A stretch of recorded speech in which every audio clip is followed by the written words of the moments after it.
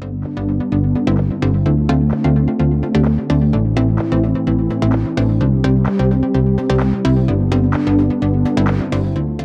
remote monitoring and guarding is essentially a security system.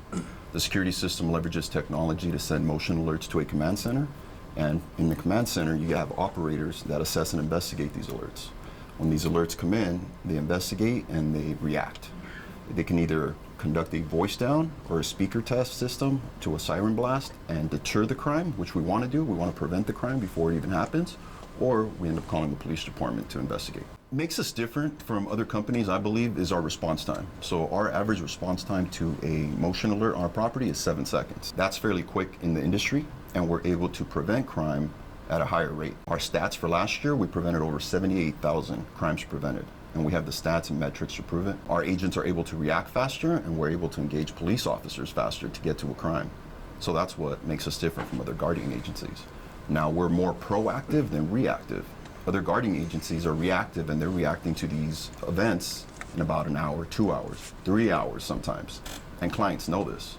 Whereas us, when we react within 7 seconds, we're able to deter the crime even faster.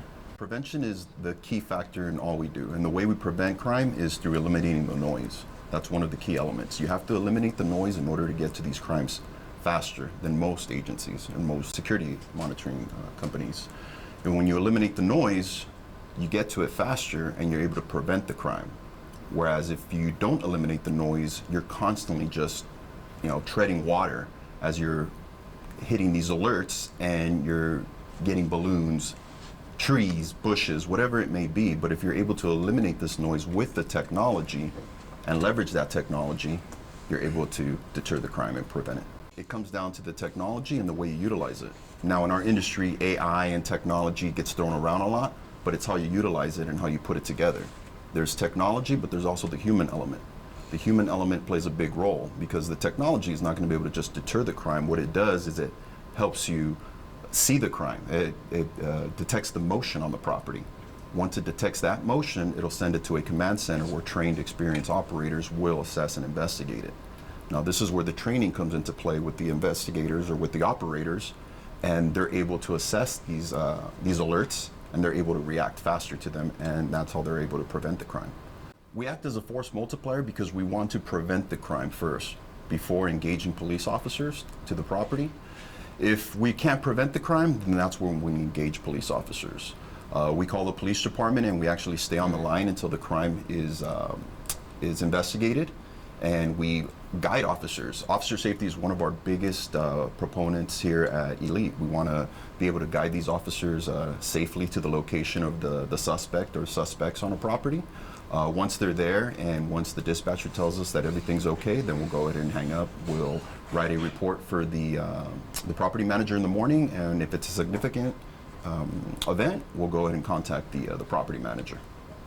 The way you eliminate the noise that we talked about earlier is through multiple different components. So it all starts with the forensic engineering of the property. After that, it starts with the calibration of the cameras and devices on a property. After that, you have to go into the exact crime that a property manager wants to deter. Every site is different, but the way you utilize these components is the same, because each site may be different, but you utilize the devices and the technology to help you get these motion alerts. We're able to only get the alerts of a person or a vehicle through our technology, but once those alerts come to our command center, then it's up to our operators. Our operators are trained and put through a field training operation program, and that just comes from a law enforcement background as well. We implement that to train our operators and go through a 90-day probationary period where they actually get to know all these sites. Site knowledge is a big thing, because once you know what these indicators and the foot traffic and vehicle traffic is on a certain property, you move a lot faster. And the operators are able to assess these motion alerts in a quicker, more efficient time manner. So we have a law enforcement advisory board that consists of former chiefs of police, commanders, DA investigators, and what they do is they'll go out to these new properties and to these police departments and actually educate them on what we do.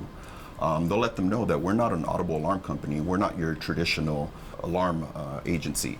where we actually see these crimes live and in real time. So we're able to give out the information, description, location of the suspects or the vehicle that's trespassing on a property, and that's how we're able to guide these officers. Once our law enforcement board goes out there and educates these police departments, and then they get a call from Elite, they know that this crime is real.